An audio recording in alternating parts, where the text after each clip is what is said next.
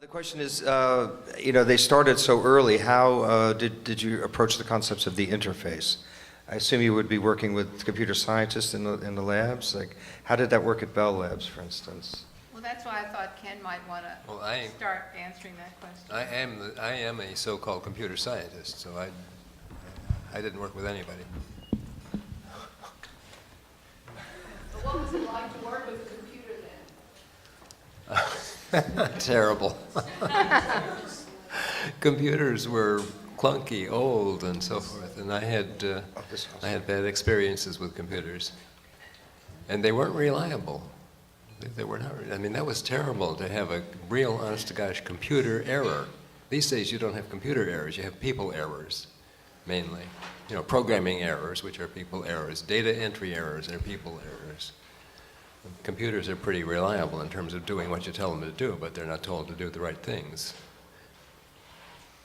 Well, I think they say we're still in the primitive period of computers, although it seems like an enormous change that has taken place since the 1980, or even certainly music artists, musicians were starting to go to computer labs in 1955 and create music, but it was not possible to really do visual images until quite a bit later, and then as we saw, very simply, now everyone can get on their computer and make images. It's very impressive, that part, isn't it? I guess I do have something to say for way back then. I didn't know any better, and I thought they were terrific. The fact that any image could come out, or if there was a mistake, I like that even better sometimes, because it would make you think of going in a direction you wouldn't go in. It's sort of painting when the painting drips. There's this one that was called Hippie, and it was key punched incorrectly so that the nose was out of joint. That was much more interesting than to have it in its proper place. So for me, at the time, after a while, it did get on your nerves when you could get 85 frames of on one magnetic tape, and that would take quite a while, and 24 frames make a second of film. So after a while, that became quite tedious. But I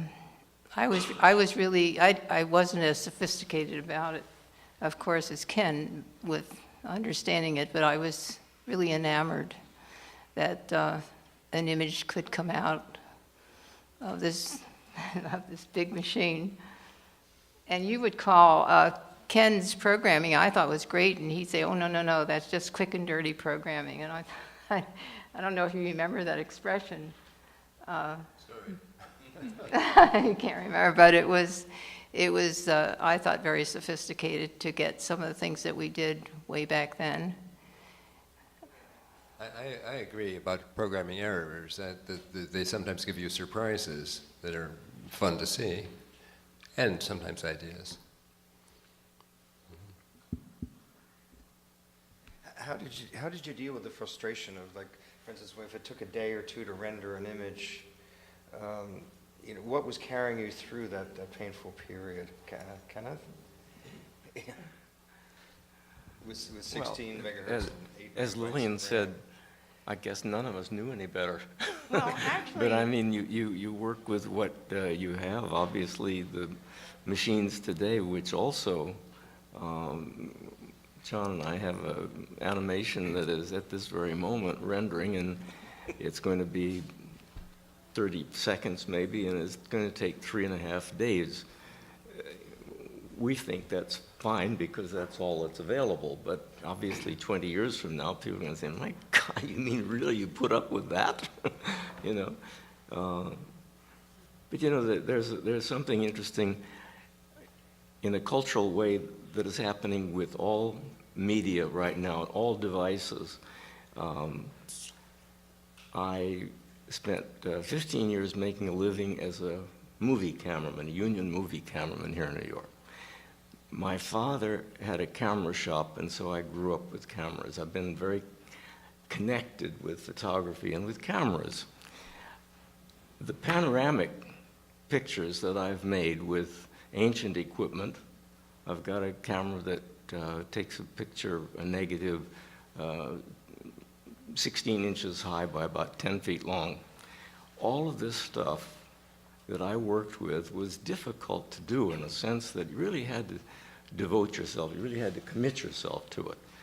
And now, anybody can make a panoramic picture. Anybody can take good, you can snap so many pictures eventually, even if you don't have any sensibilities at all, you can finally end up with good pictures. And somebody says, Jesus, that guy's a good photographer. So this is the tendency, this is what's happening. And I don't know what consequence the historians are going to have to figure it out possibly in advance, but it is what's happening in every aspect of technology right now. It is becoming easier, it has become accessible to people. I guess one could argue that it's becoming more democratic maybe in that way. But one of the things that motivated me to do these difficult panoramas was it was hard to do. I mean, I know it's a challenge. Now it's not so hard to do, so I think, that's easy. I don't take them very seriously now. Let me say something about the 1960, 1961 and so forth. You can imagine, you young folks, what it was like. You punch a deck of cards and you look at your program very, very carefully and you think it's absolutely right. You carry this down a long hallway and put it over a counter where they stack it up with other things, and sometime in the night this runs and does its thing. First thing is that it compiles the program into machine code, and then if that works, then it runs. You come back the next day and get this listing that says something was wrong with the program. It did not compile correctly. You had a comma where you should have had something else. The machine doesn't know what else you should have had, but you realize immediately when you look at it that you should have had a period there instead of a comma. And so once around, I mean, you've spent a whole day with a go-around that you can do today in 1 minute. I mean, literally 1 minute. You type something in, put it in, compile it, compiler error on line 53. You go there and you see, oh, okay, yes, indeed. And you click and you go around again. So the speed up with programming is just incredible. I mean, and the agony before was horrid, absolutely horrid compared with today's terms. When the software, I mean, we've been going through a lot with different kinds of software abilities as well. Certainly, we feel that a lot with the internet, that it's just grown so much that we can have something like YouTube, which allows for this fluid flow of images that seems so astonishing. I remember when I was working on Amnesia back in 1992, I wanted to mix digital images with video, and so we found a way of doing that. And but it did take like 2 days to actually be rendered in the computer, to render all these. Each one of the images in Amnesia had 3 circles where the video was playing. The background was digital. But to make these holes and to actually have that working was very difficult. And I think anybody that has tried to do that, quite a lot of artists have started to try to create movies that are interactive. And there's a lot of difficulty in the fact that we are moving so quickly to change the computer system, to change the kind of software, so that it's hard to actually archive these older images. So I think that that's a difficult thing. For example, if a museum wants to collect, I don't know, maybe you have thoughts about that yourselves. Well, certainly one of the difficulties for any historian is to try and recapture these installations. In some ways, the best way for us to do that is simply to be having the plans, some sort of documentation of it, to have even, well, especially, I think, some sort of moving picture of people actually interacting with it. I think that's, to some degree, the best we can do. I mean, at least if we have the documentary evidence, that's a good way to give an idea of what the space was like. I think increasingly as we can actually use a virtual representation as well. I mean, as some places have done, that can actually lead to reconstruction, even if it's just in virtual space, of what the actual installation was like. So I think that's as close as we can get. Any other thoughts on that? There was, I think it was edited, and was there the piece from the 70s with, you saw figures moving when you watched some of this? This was all interactive in real time, and this was in the 70s. And actually, we had a special camera that was made by EMR Electric at Princeton that was hooked up to a computer, and you could capture a frame into the computer. Barry Haskell, who had been working on picture phone, which didn't succeed, then when he stopped working on it, actually programmed the keyboard so that I could play it like a musical instrument, so that the figures you saw in front, I could change brightness and in real time. And then I don't know if the section from Poet from His People of the choreography that was done, my son Lawrence, who's here tonight, actually choreographed that, because the dancers immediately wanted to jump out of the screen, of course, and we have 4x5 space.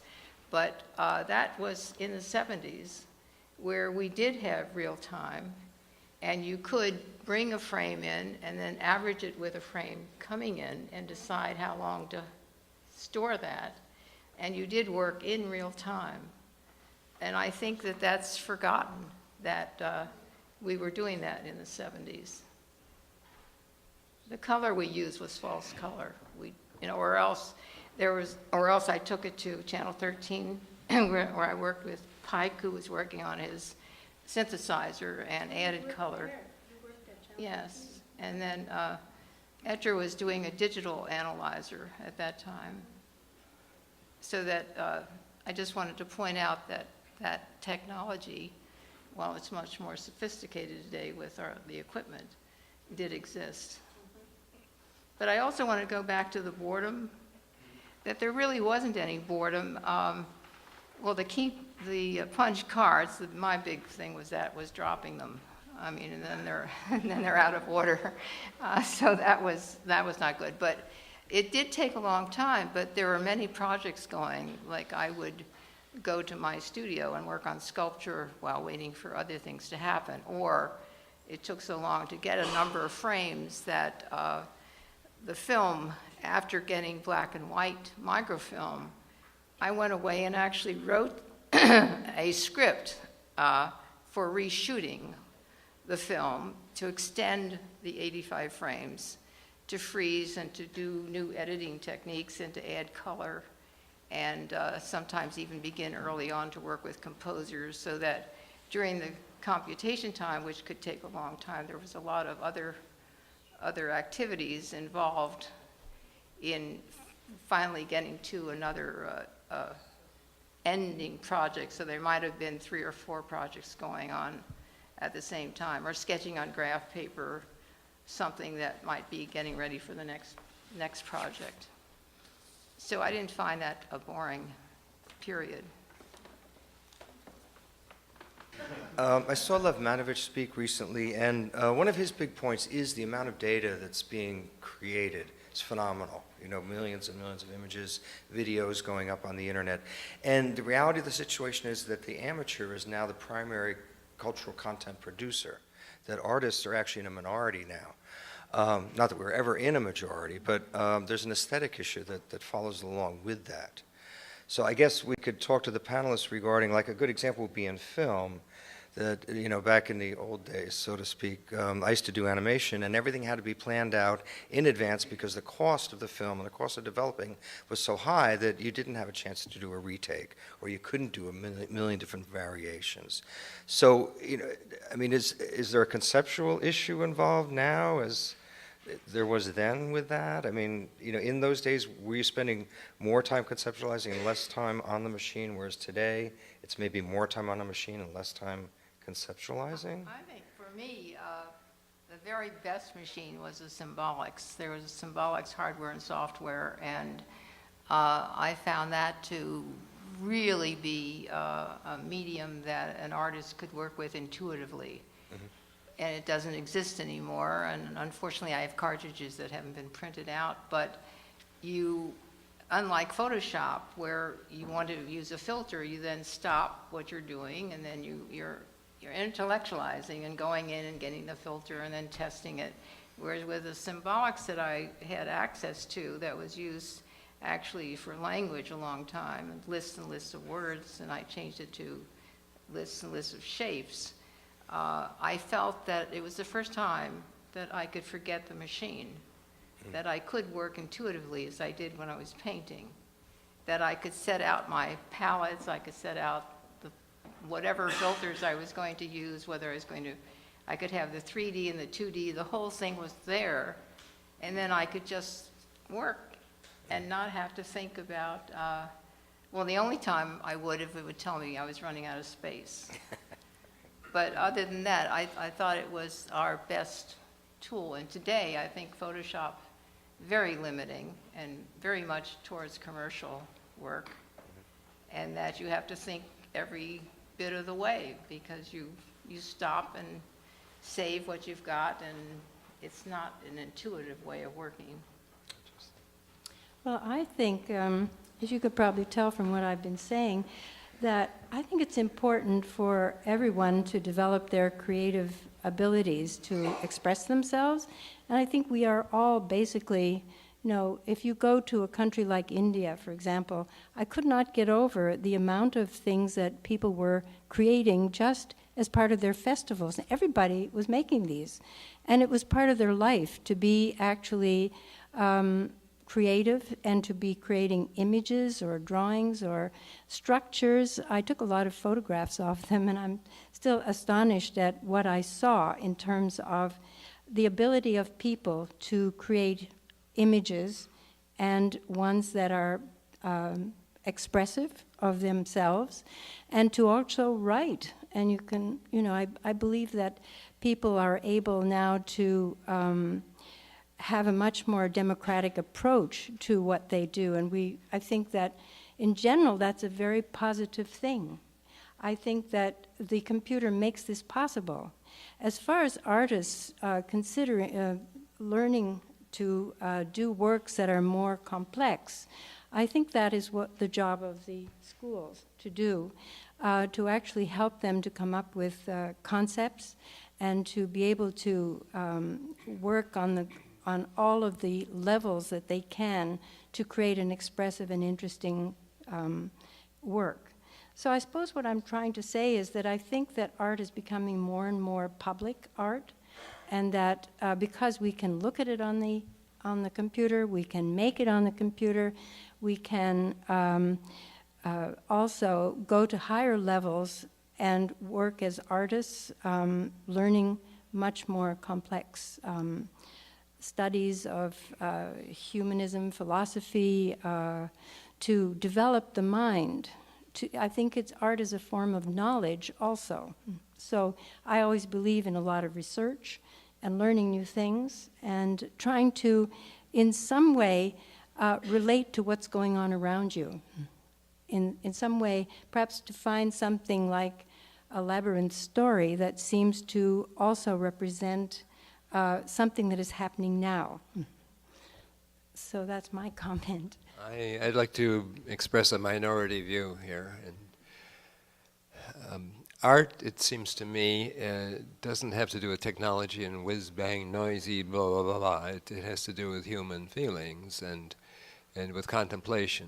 And I'll give you two examples of what I thought was really to me personally, a gratifying response to me. Well, one was this personal thing. I had a show at a local library, and I would go in occasionally for other business, but once I noticed two people, I took them to be a mother and a daughter, standing and looking at two of my seashell mosaics, and they just stood silently side by side. They didn't talk. It didn't talk to them, obviously. They just stood and looked at those for 2 or maybe 3 minutes, and I just watched them. I didn't go up and say, "Hey, do you know who did this?" Or, "What are you thinking?" Or blah, blah, blah. I just let them do what they did, and whatever they did was obviously some sort of contemplation. That's one data point.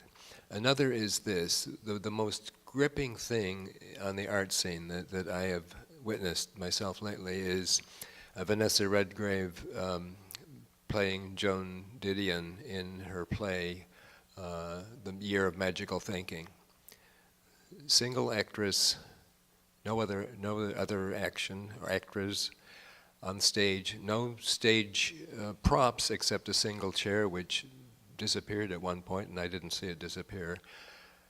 And the gripping thing was 5 seconds of absolute silence. Her husband has died.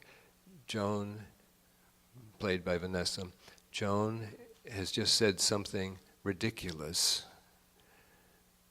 and then realizes that it's ridiculous, and the pain of realizing what has happened, and the absolute silence, not only on stage, but in the audience, the absolute gripping, poignant dealing with something that is human. That didn't take any technology at all, and so there was a message there. No, I don't say every message should be that powerful or that done in that way, but I think I agree with what Robert Hughes said. When you gussy things up with noise and action and video instead of still pictures, you're not letting people contemplate, which used to be the whole purpose of a museum, an art museum anyway, to provide silence, silence and ability for people to take it at their own pace, in their own way, with their own thoughts and add their own experiences and imaginations, and not intrude. A lot of this stuff these days is just so overwhelmingly intrusive. End of sermon. I think there are two things going on here. I think one is that it's from the point of view of the artist and working, and the other is from the point of view of the spectator and what they bring to it and what they get from it. So I think there are two topics here that are going back and forth. That's it, and I'm afraid I have to leave. Well, let's now. we're getting to the end. Let's have one more comment, question. To return to the original question, which I assumed is about the computer interface, and to Lillian Schwartz's comments about the system that you had that you were able to modify and use to work more intuitively. And there are sort of different approaches to working with a computer. One where you do have a graphical user interface and you don't see any computer code whatsoever, versus directly writing lines of code. And I think that musicians are very used to the idea of writing code because it's what they do and they work with musical notation. But visual artists tend to work directly with physical media, or historically they have. So we have a range of people on this panel today, and I'm just wondering how any of you consider that relationship to the computer and the need or lack thereof to know exactly what is going on under the hood. Well, I said I was going to leave, but I'll answer that in the sense that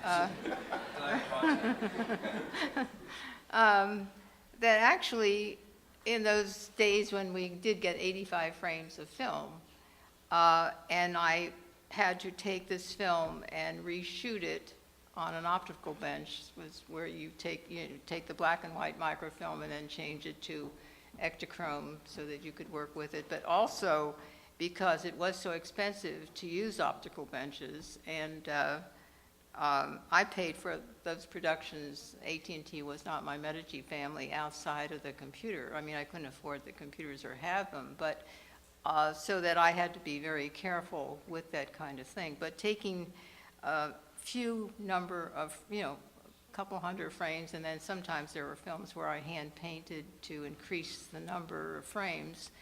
But I actually did notations. I would write, like the film UFOs, I wrote that entire script so that I, in my head, made the film before going to the optical bench, because I could never afford to try this and try this and try something else.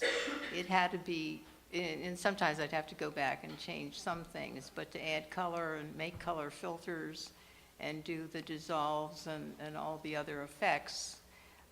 So that was away from the computer, but it was still very creative. But the other thing of having come from a painting background and being able to have a tool that allowed me to work without constantly thinking of the technology was a real delight. And I sort of think that a lot of the young people who tell me about their projects in multimedia is that they feel thwarted by having Photoshop and the various ones that are out there that dictate really what you're going to do. And you have to be very clever and innovative in order to get off into another direction so that visually you can come up with something that doesn't say, aha, that was Photoshop and you use this filter and use that plug-in. And let's have a nice round of applause for our panelists. It's been a really great evening.